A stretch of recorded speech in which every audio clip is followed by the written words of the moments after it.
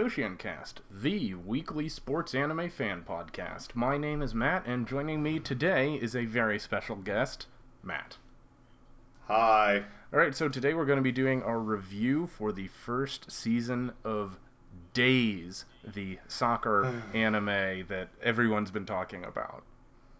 Um, Really, has everyone been talking about this, Matt? well, we've been talking about it for a very long time. Somehow we've spent the last 6 months talking about it between the two of us.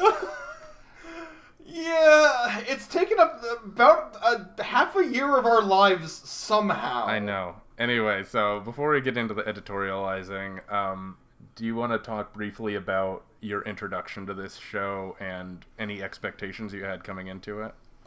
Okay, so I got introduced to it by you, actually. Mm-hmm.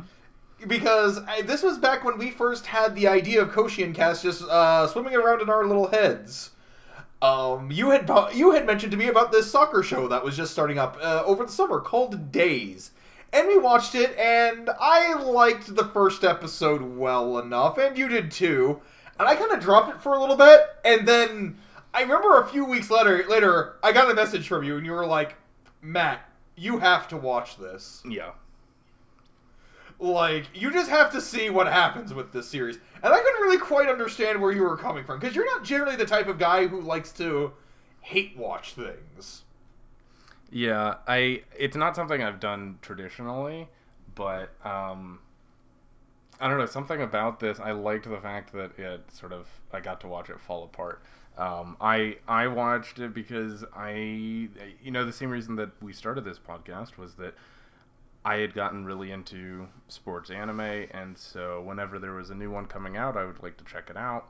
And somehow this one just tickled me as being a sports anime that was doing some of the thing. It was doing all the things that a sports anime was supposed to do, but it wasn't doing any of them well. And so it Right. was just failing. It wasn't that it was. I get frustrated with sports anime when they're cynical or they use the sports thing as a way to do other creepy stuff. This wasn't that. It was Right. just very ineffective at doing everything it tried to do, and I thought it was kind of enjoyable. So I got into it. It was something I ended up looking forward to. Probably after 6 months, the appeal of the hate watch started to wane somewhat. Um, but Yeah. anyway, the show, and the plot, such as it is, uh, centers on a high school freshman named Tsukamoto, who is kind of a nerd. He's not athletic. He's never played sports before, but one day he plays a pickup game with this other freshman who's a soccer star with long flowing golden hair, named Kazuma. And Sakamoto has so much fun playing this pickup game that he decides he wants to play soccer forever. He wants to take every opportunity to play this amazing game that he's been exposed to, which isn't that unusual of a premise for a sports anime. Um, and it really follows his development where he starts training really hard and he gets in shape and he starts to learn how to play soccer and he makes it onto the team, and the different games that he plays with Seiseki, who's a pretty good soccer team. um, and they initially compete in the inter high and they lose in the prefectural finals because of Sakamoto missing a shot at the critical moment. And he gets broken down, but then he builds himself back up. And in the second half of this show, he becomes a legitimate starter. And he works. They work their way through the spring tournament, all the way to the finals again, which is where the show leaves off.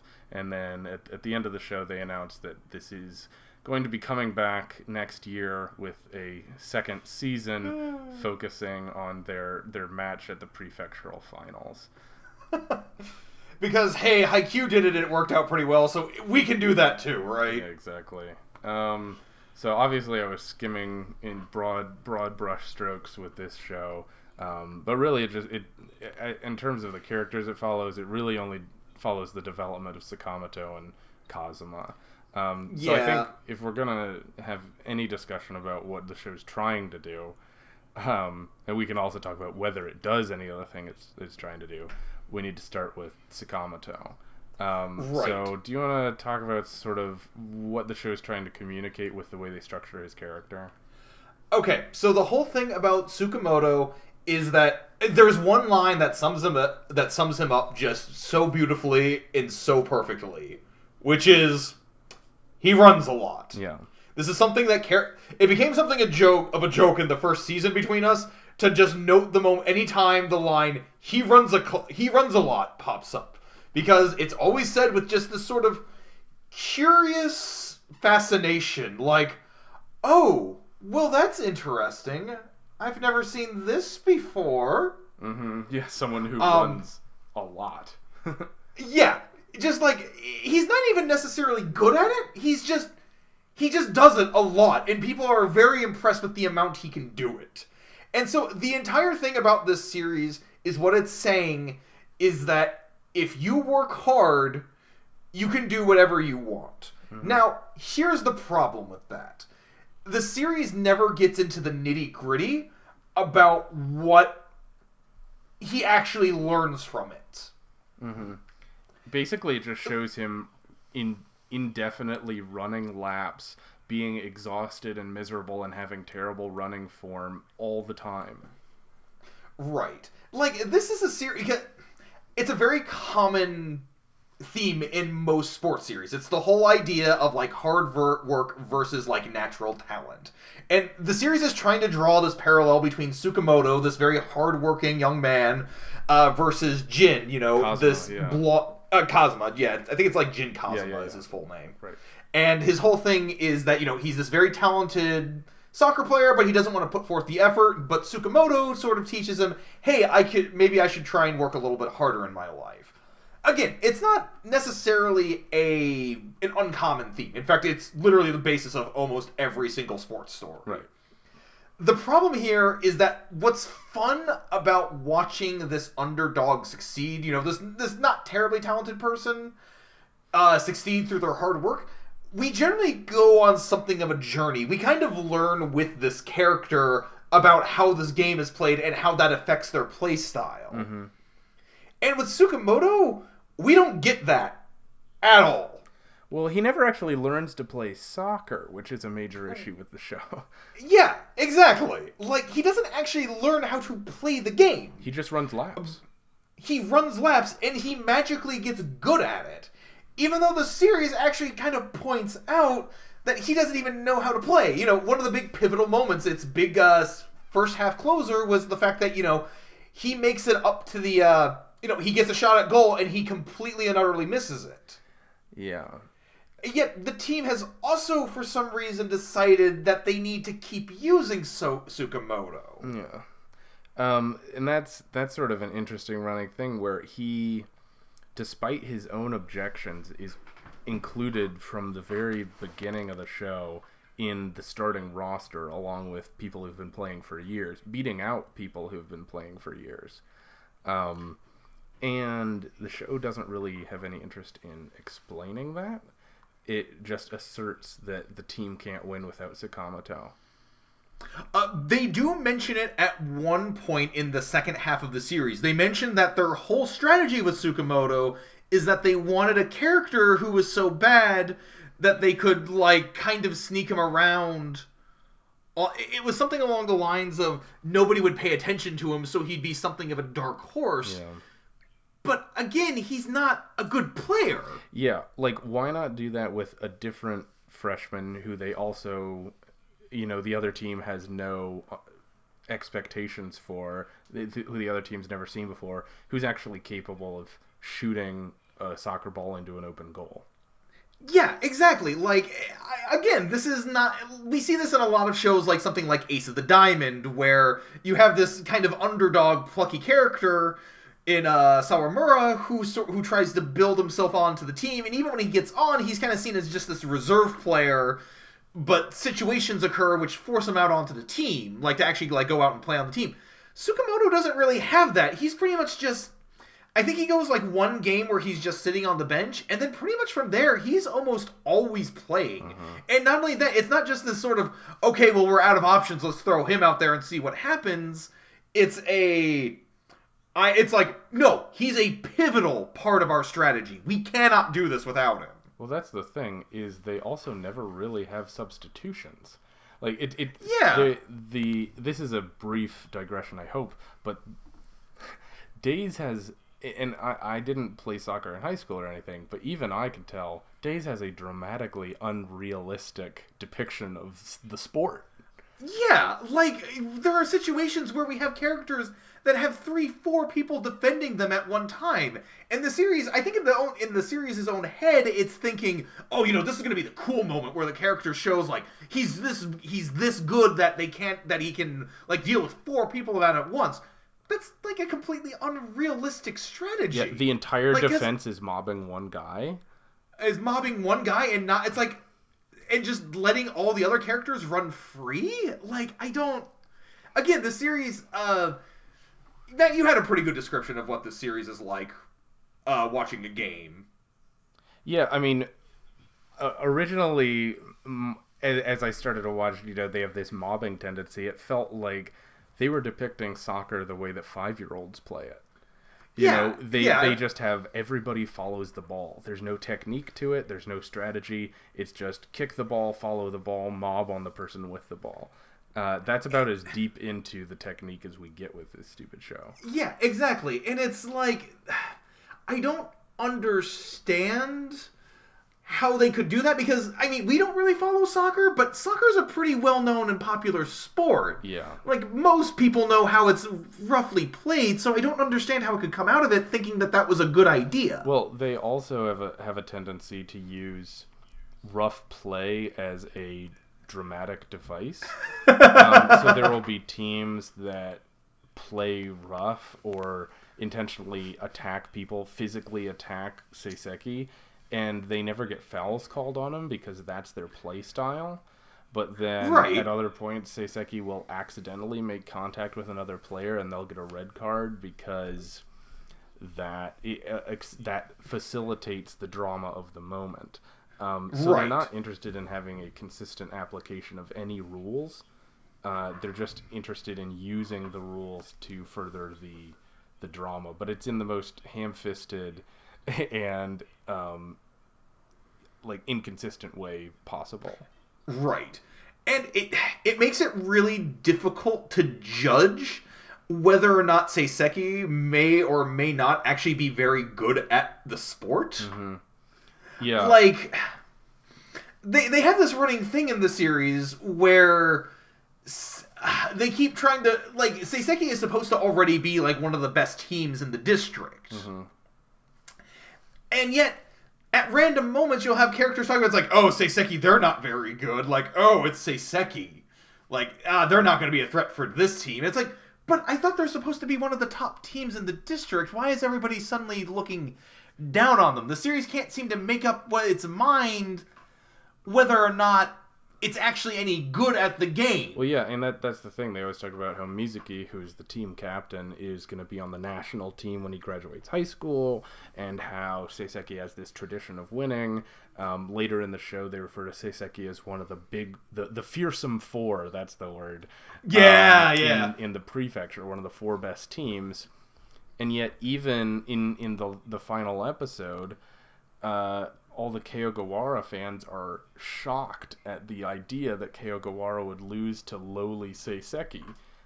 Um, This team that was just assembled 2 years ago by their own admission versus like this team with this history of soccer. yeah. So basically, the rules are applied whenever it's convenient, and also that whenever it's convenient for Seiseki to be a dominant school and intimidate other people, it's a dominant school. Whenever it's convenient for them Right. to be an underdog, they're an underdog, and no one really looks askance at any of it.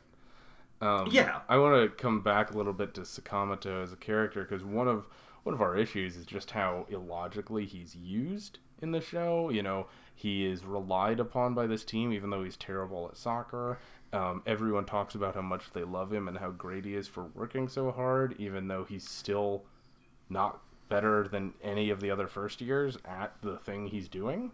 And the only argument that we could come up with is that Sakamoto is not supposed to be a realistic character. He's supposed to be a self-insert for the reader. Yeah, exactly. Like, this is a character who is just. He's such a good person that. There's this amazing moment in the second half of the series where Tsukamoto finds his own strategy. And his big strategy is to have so little ego that he doesn't care about scoring or anything like that. He wants to become the character, the player who gets the ball for everybody else, Yeah. for them to score, because he's not so arrogant or egotistical as to have to like monopolize the ball. He doesn't have that greed for the sport. Yeah. And it's like that just sounds like having a decent player. Like that's It is weird because it assumes that every normal soccer player is someone who insists on getting all the goals, which is ridiculous because even if you just look at the makeup of a team, the majority are not forwards, and forwards score the majority of the goals, from what I understand. um, yeah, yeah. I'm again not a pro in soccer, but I know enough to know that the people whose job it is to score goals score most of the goals.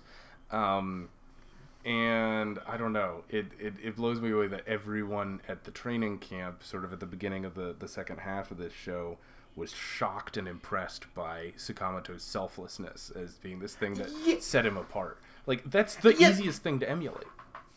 right, right, and but it's not only just that. The series itself turns around and makes it a big deal then when Tsukamoto scores a goal. Mm-hmm. Uh, because right after they do that, they have him like he doesn't get the goals, but he's the one who makes the definitive goal at the end of that game.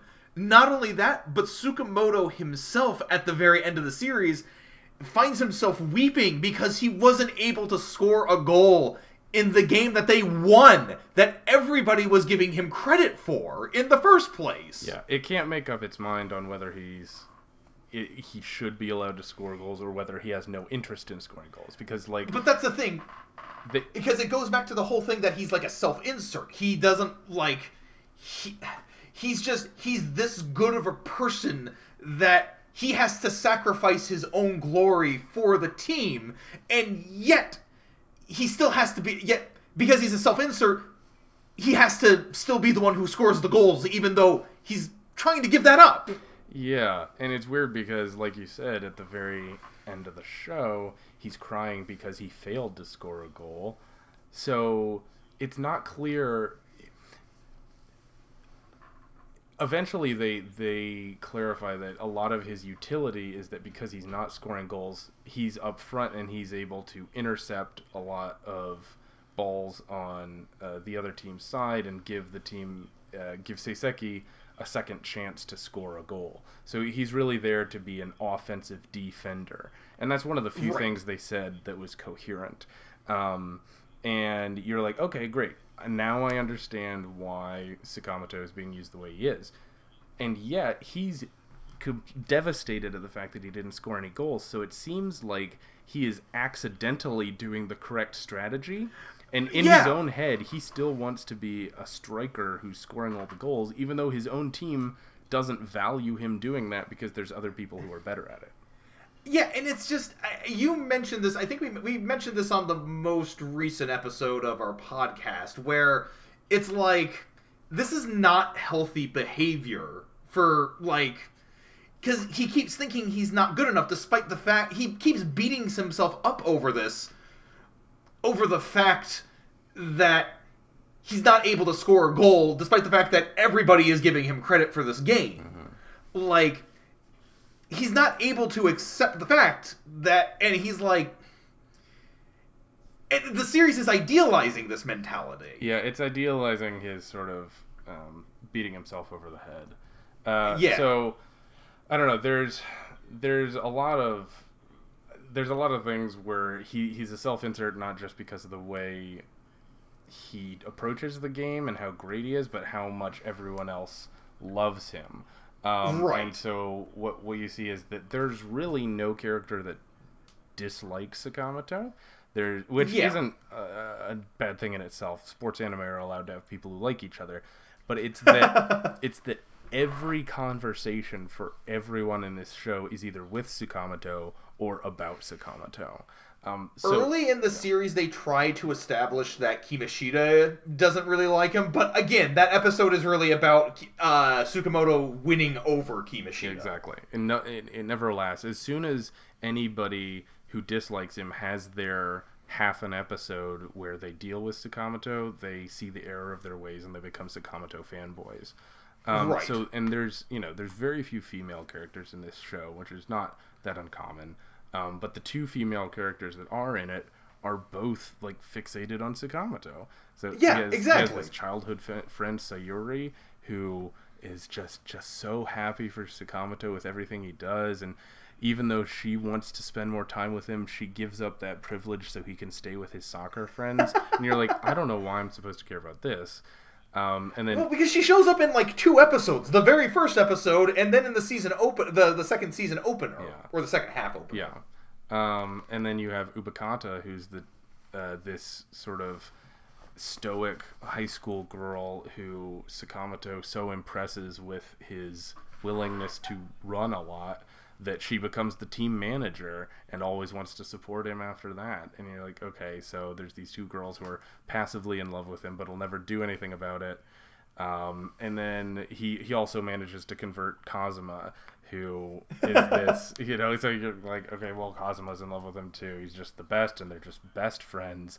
They try and establish how much they're best friends, but you never actually see them spend any time with each other. You never see them have any conversations about anything other than the fact that they both enjoy soccer and playing together. Um, one of the real issues with this show is that it has very little interest in developing any of its characters.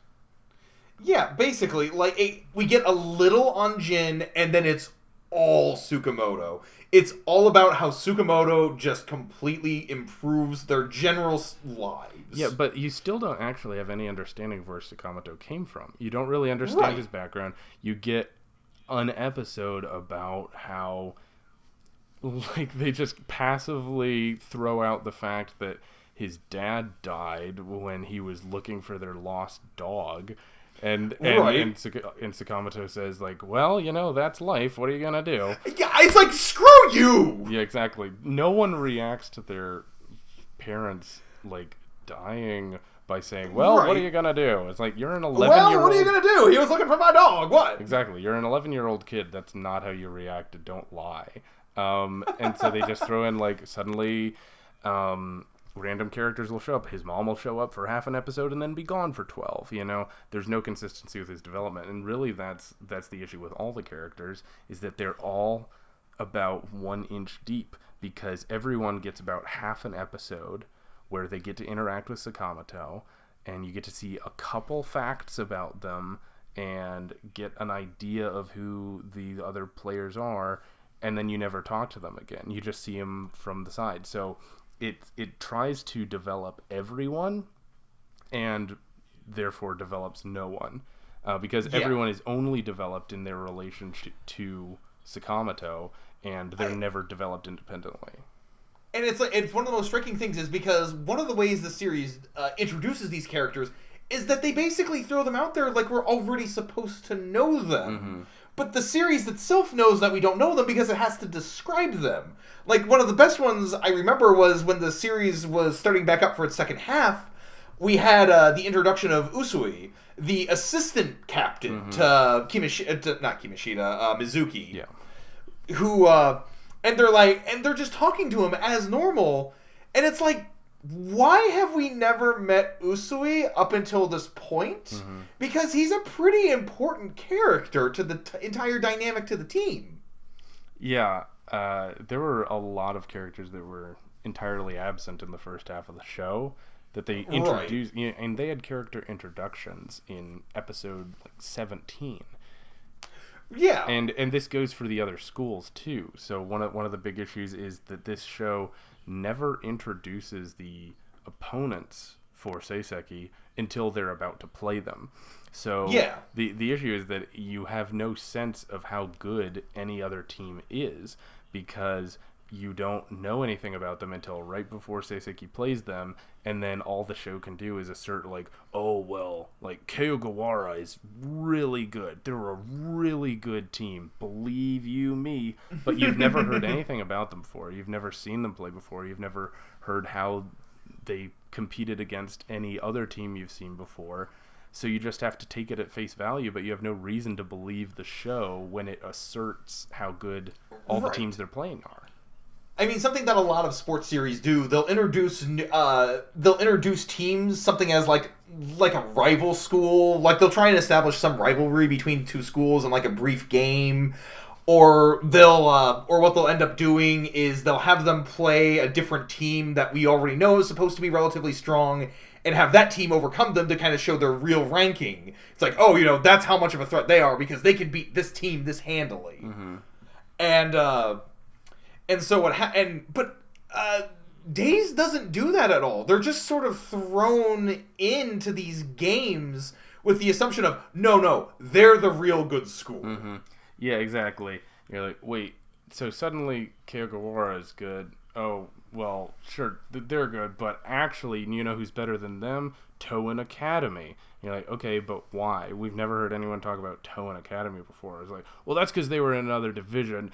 You used to think that Sakuhai was the best because they beat you in the first half of the show, but they're not the best. Actually, Toen's the best. But you know who else is the best? Seiken. So we're gonna have a practice match against Seiken, and you're gonna barely beat them, but you know who's actually better than It just goes in this loop where it's totally unclear Right. who's good, who's bad, and it's all really week to week and whatever suits the quote unquote dramatic needs of the show.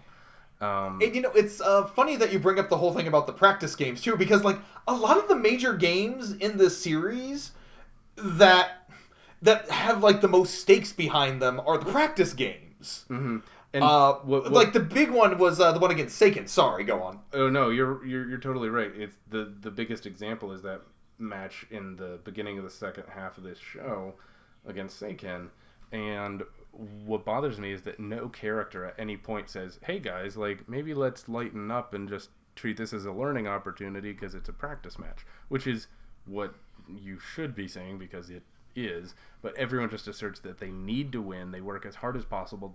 Kazuma ends up injuring himself and trying to play through an injury in a practice game. Oh, I had never even made that connection before until you just mentioned. It's like, yeah, he put out all this effort and got injured in a practice match, and basically takes him out for the entire rest of the series. Yeah, the rest of the show he's sitting on the sidelines because he tried to play through like tearing something in his ankle because he wanted to impress his mom who again, like every character, was introduced randomly in the episode itself. Um, But they're gonna reconnect next winter, so it'll be fine. yeah, that's there's too many stupid lines in this show for me to even break it down, but the dialogue is terrible. There's no consistency. Uh, they try to build up Kazuma as being a counterpoint to Sakamoto of saying like, oh, Kazuma's a natural at soccer, but he needs to learn to work hard, so he needs to learn from Sakamoto to work hard and enjoy the game instead of just naturally passively being good at it. But they sort of established that as a lesson so fast that it's not really clear where Kazuma's character goes. So they try to introduce his mom to give him more development, but that again, he just resolves it almost immediately by deciding that he wants to be friends with Sakamoto no matter what, which is the conclusion to every issue for every character. Even the reconciliation with his mother is solved by Yeah, Tsukamoto. exactly. Him and his mother managed to get back together by their mutual love of Sakamoto. Um, there's the only good thing about this this show is critiquing it. I think Yeah. there's very little that stands out. Like there's very like the memorable scenes or the memorable you know the stuff I think of is only stuff that I joke with you about. There's nothing Right. that I felt like made a real impact. There's very few things it did well. I mean, you commented that like half the time when they actually try to show soccer being played, it looks like it's PS2 animation on their CG. It's just really bad. They can't fully animate any scene. All the Right. dramatic moments are pans over still shots because they have no budget. It's very unclear who this show is for. And I just clearly it's doing well enough to get a second season, but I just don't know who's. I don't know. This works on no level for me. Yeah. I'd be interested to see in what ways it does work for people, but I don't get it. Yeah, no. I would not recommend this to anybody unless I don't know if you get together and do like a bad movie night with people, if that's something, or like a bad anime night, if that's your thing. Hmm. Maybe watch like a few episodes of this, Yeah, yeah, that's and just that have does fun it. like making fun of it and like I don't know, like turn a party into it. Hmm. I this The only thing I know about the fandom of the series is I'm pretty sure it appeals to people who are into like male on male pairings, like the sort of like Well, the yeah. I yaoi mean, fan.